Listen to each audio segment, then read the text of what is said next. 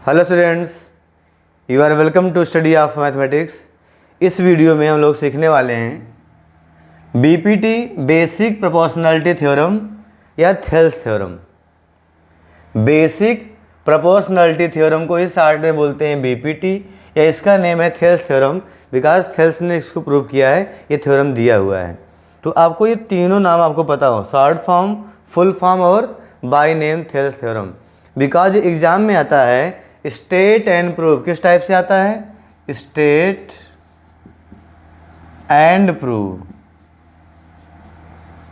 State and prove BPT, या लिखा होगा थेल्स थ्योरम, या लिखा होगा बेसिक प्रोपोर्शनैलिटी थ्योरम। इस टाइप से आता है, इसलिए आपको नाम भी पता होना चाहिए। थ्योरम का स्टेटमेंट भी क्या लिखा है? State and prove, means statement भी लिखिए, प्रूव भी करिए। तो थ्योरम बहुत ही इंपॉर्टेंट है, क्योंकि एक ही थ्योरम इस बार जो है एग्जाम में है, बीपीटी है, और इसका कन्वर्स तो मोस्ट इंपॉर्टेंट में इस बार ये है। तो इसे कैसे प्रूव करेंगे? तो यहाँ पे मैं दो मेथड यूज करने वाला हूँ इसको प्रूव करने का। एक तो बेसिक मेथड जो कि एनसीईआरटी में दिया है, दूसरा सिमिलैरिटी की हेल्प से। सिमिलैरिटी की हेल्प से करेंगे तो क्वेश्चन थोड़ा सा आसान हो जाता है। तो पहला मेथड सीखेंगे जो इसका ओरिजिनल मेथड है, और सेकंड मेथड जो कि सिमिलैरिटी के बेस पर होता है। दोनों ही मेथड इस वीडियो में हम लोग सीख जाएंगे। तो आइए पहले फर्स्ट मेथड का यूज करते हैं। लुक हियर, स्टेटमेंट सबको पहली बात तो लर्न होना चाहिए, क्योंकि अपने आप से एग्जाम में स्टेटमेंट लिखना भी पड़ सकता है। स्टेटमेंट क्या होता है? If a line drawn parallel to one side of a triangle. If a line drawn parallel to one side of a triangle, कोई ट्रायंगल गिवन है, आपको पता है 3 साइड्स होंगी, तो एक साइड के पैरेलल एक लाइन ड्रा कर दिया गया है। कैसे ड्रा किया गया है? To intersect the other 2 sides in distinct points. जो आप लाइन ड्रा करें, वो जो अदर्स 2 साइड्स हैं उसको कट करें, 2 पॉइंट पर अलग अलग कट करें। तो क्या होगा? Then the other 2 sides are divided in the same ratio. तो जो लाइन आप पैरेलल ड्रा किए हो, जो साइड्स को कट करेगी तो सेम रेशियो में कट करेगी। इसको फिगर से समझते हैं। मैं फिगर ड्रा कर दे रहा हूँ। This is the triangle which is given to you, a triangle ABC। In this triangle a line is drawn parallel to a side. Let, यहाँ पर इसके पैरेलल BC के पैरेलल एक साइड ड्रा कर दिए, पैरेलल टू BC। इसके पैरेलल यहाँ पर एक साइड ड्रा कर दिए, ये पैरेलल है लाइन L। ये क्वेश्चन में बोला गया है, draw line L parallel to others, parallel a side intersecting to other side at distinct points. Suppose कर लो ये पॉइंट D और E पर कट कर रहा है। This point is D, this point is E। इतना क्वेश्चन में गिवन है। Then what to prove? Then the other 2 sides are divided in the same ratio, means AD ratio DB is equal to AE ratio EC होगा। ये prove करना है। तो given note कर लेते हैं। गिवन क्या है? In triangle ABC, in triangle ABC what is given? DE parallel to BC। You can write L is parallel to BC, DE parallel to BC ये गिवन है। What to prove? We have to prove AD ratio DB is equal to AE ratio EC। Ratio को अगर 2 number का ratio given है, उसको आप fraction के form में भी लिख सकते हो। इसको ऐसे भी आप लिख सकते हैं, रेशियो को AD upon DB is equal to AE upon EC। For example, अगर लिखा गया है 1:2 इज इक्वल टू M/n, तो अगर दो ही नंबर का रेशो निकाला गया है तो इसको आप अलग अलग 1/2 या M/n लिख सकते हैं। बट जब 3 का केस आएगा तब वहाँ पे आप फ्रैक्शन के फॉर्म में आसानी से नहीं लिख पाओगे, तो वहाँ पे अलग मेथड होता है। तो अगर 2 नंबर का रेशो है उसको आप फ्रैक्शन के फॉर्म में भी लिख सकते हो। ओके, ये हुआ। ये यहाँ पे गिवन है, ये प्रूव करना है। अब यहाँ पे प्रूफ के लिए मैं अब फर्स्ट मेथड यूज कर रहा हूँ, जो कि इसका बेसिक मेथड है। First method is basic method to prove sides are divided in the same ratio. तो इसमें क्या करना होता है, कंस्ट्रक्शन करना पड़ेगा, ठीक है, कंस्ट्रक्शन। तो कंस्ट्रक्शन क्या करना है वो आपको ध्यान देना है। कंस्ट्रक्शन क्या करेंगे, इस जो छोटा वाला ट्रायंगल है ADE, इसमें ड्रा करेंगे परपेंडिकुलर पॉइंट D और पॉइंट E से सामने वाली साइड पर। मैंने यहाँ पे ड्रा कर दिया परपेंडिकुलर DE और यहाँ से ड्रा कर दिया परपेंडिकुलर, सपोज कर लो EF। तो ये DEF तो पहले से था, यहाँ पे कर दो G और इसे बोल दो H। We have drawn DG and EH perpendiculars, यहाँ पे 90 बनाएंगे, परपेंडिकुलर्स हैं ये, ड्रा कर दिए। First thing. सेकंड क्या करना है, ये डायगोनल ज्वाइन कर देना है, इसका जो बन रहा है DE, ये पॉइंट E है, CB, इसके डायगोनल्स को आपस में ज्वाइन कर दो, यहाँ पर और यहाँ पर। Join the diagonals of quadrilateral DECB। Okay, ये कंस्ट्रक्शन हमको नोट कर लेना है। तो कंस्ट्रक्शन नोट कर लेते हैं। यहाँ पे क्या किए हैं, we have drawn what, EH perpendicular to AB and DG perpendicular to AC। इतना किए हैं।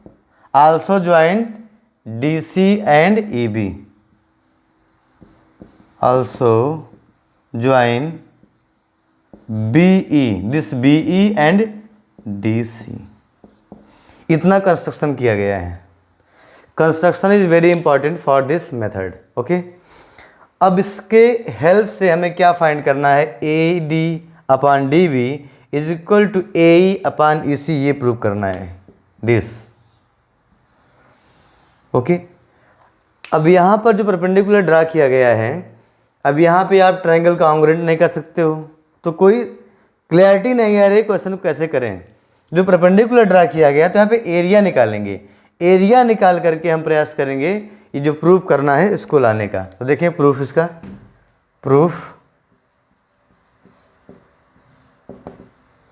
प्रूफ में इस ट्रायंगल का एरिया मैं निकाल रहा हूँ, area of ADE, area of ADE is equal to, इस ट्रायंगल का एरिया निकालना है तो आपके पास दो है, एक हाइट ये है तो बेस AD है, अगर हाइट DG है तो बेस AE है। दोनों तरीके से मैं एरिया निकालूंगा। एरिया ऑफ ADE, जब मैं बेस लूँगा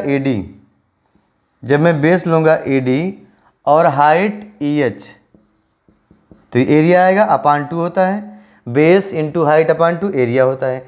एरिया ऑफ ADE ऐसे आ गया। या आप फाइंड कर सकते हो सेम ट्रायंगल का एरिया, एरिया ऑफ ADE, और also you can find area of ADE, अगर आप बेस ले लें AE and height DG upon 2, base into height upon 2, दो तरीके से आप एरिया फाइंड कर सकते हैं। ओके, पहला तरीका ये हुआ, इसे इक्वेशन फर्स्ट बोल दे रहा हूँ। सेकंड ये हुआ इक्वेशन सेकंड।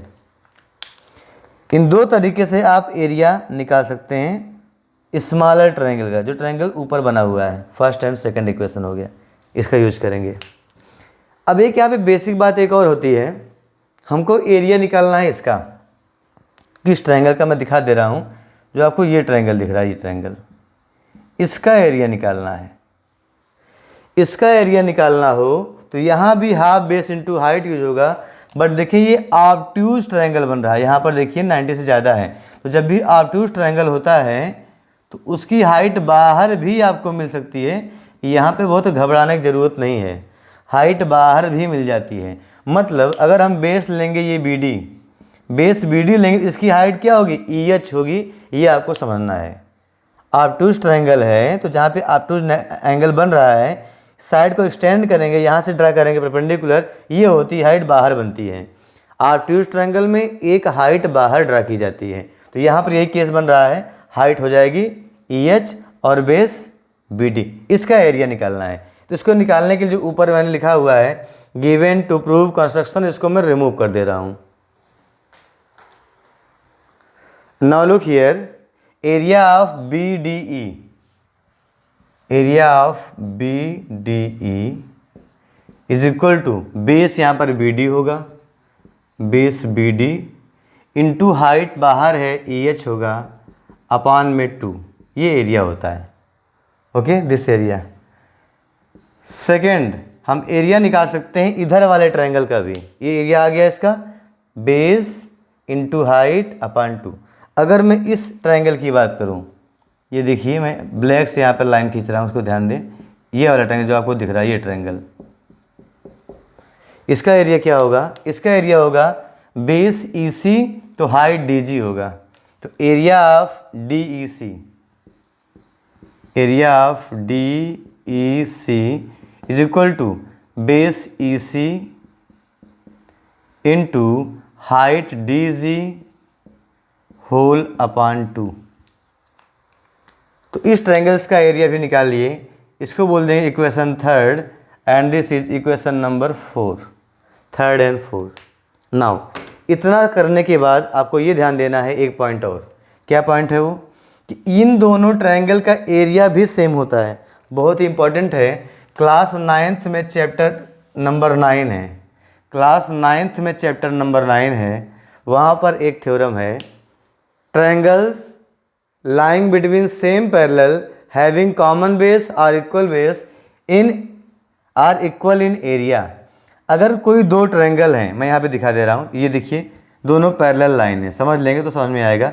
दो पैरेलल लाइन है, यहाँ पे आप दो ट्रायंगल बना दो, बस बेस सेम रखो, कैसे भी बना दो आप, देखिए यहाँ पे बेस सेम है, सेम पैरेलल के बीच में हो तो इसका एरिया इक्वल होता है।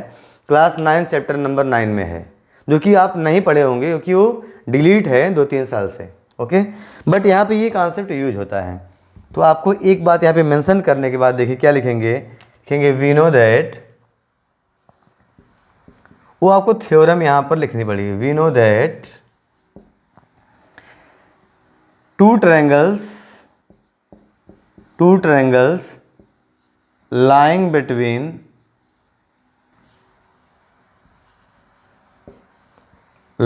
between same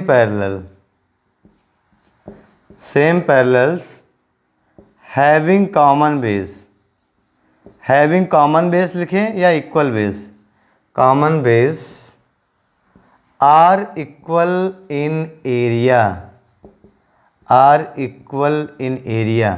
तो एरिया इक्वल होता है, ध्यान दें यहाँ पर, ये है कॉमन बेस डी ई, दोनों ट्रायंगल का डी ई बी और डी ई सी का कॉमन बेस क्या है, डी ई है, इसलिए इन दोनों ट्रायंगल का एरिया इक्वल होगा।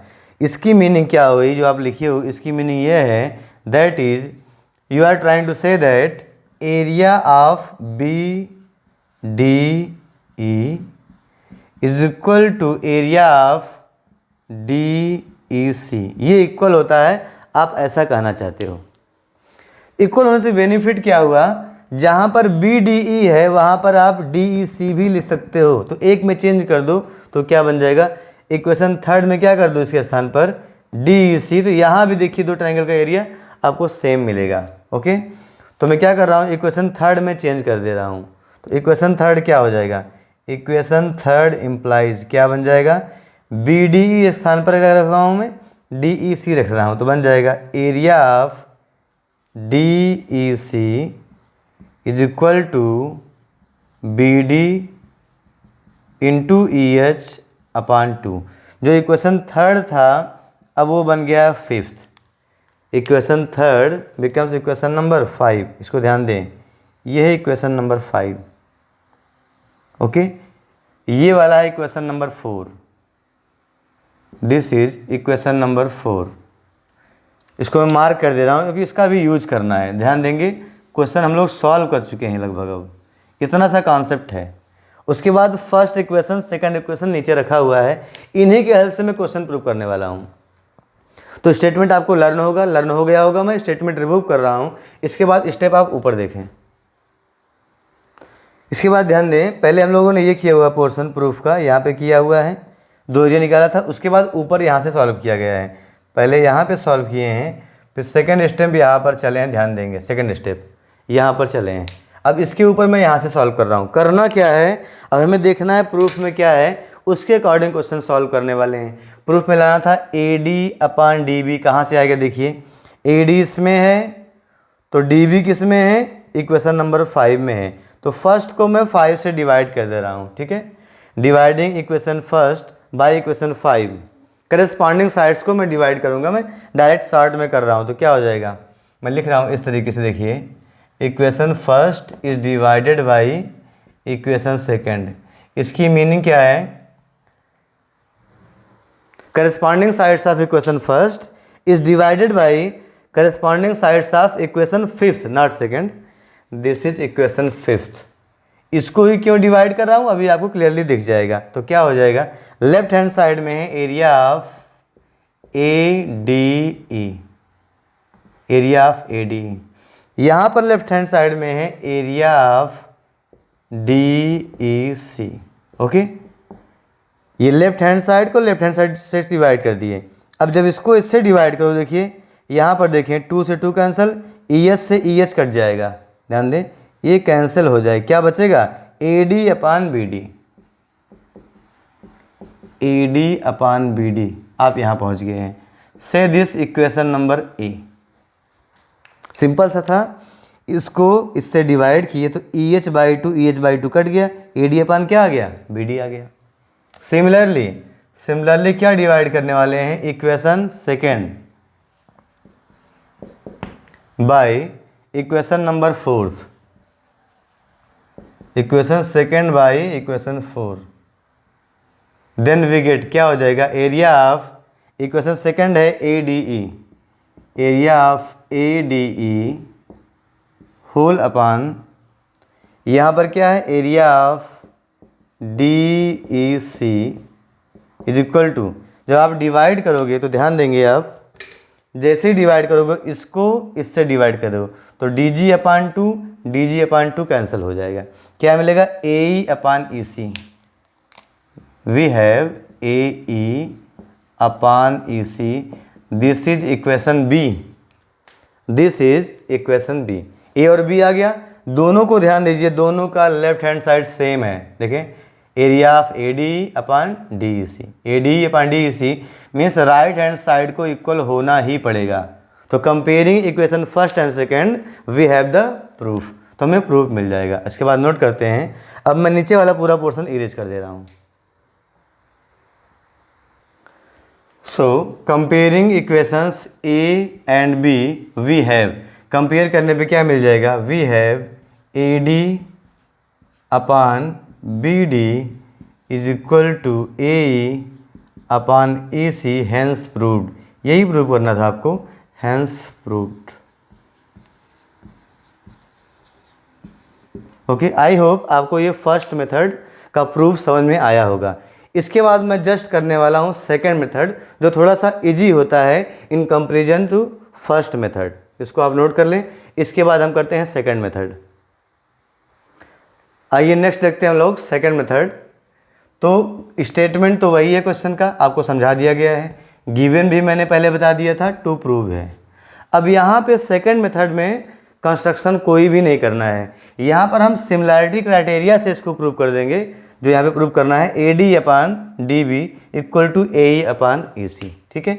गिवन टू प्रूव आपको पता है। प्रूफ देखिए, प्रूफ के लिए ध्यान दें, DE पैरेलल BC है, लिखेंगे सिंस DE पैरेलल BC। अगर DE पैरेलल BC है तो आपको पता है, अगर यहाँ पे एंगल्स जो बन रहे हैं, this angle D mean suppose कर लो एंगल 1 है, this angle 2, this angle is 3 और ये एंगल 4 देखिए इक्वल होगा। 1 equal to 2 corresponding angles, 3 equal to 4 corresponding angles, और एंगल A कॉमन है तो आप ट्रिपल A से इसको सिमिलर कर सकते हैं। सिमिलर है, ट्रिपल A या डबल A दोनों से कर सकते हो। ओके, तो since DE parallel BC, so you can write angle 1 is equal to angle 2 and what, angle 3 is equal to angle 4। आपने ये प्रूव किया 1 इक्वल टू 2, 3 इक्वल टू 4। कैसे प्रूव किया, यहाँ पर क्या है, pair of corresponding angles, pair of corresponding angles.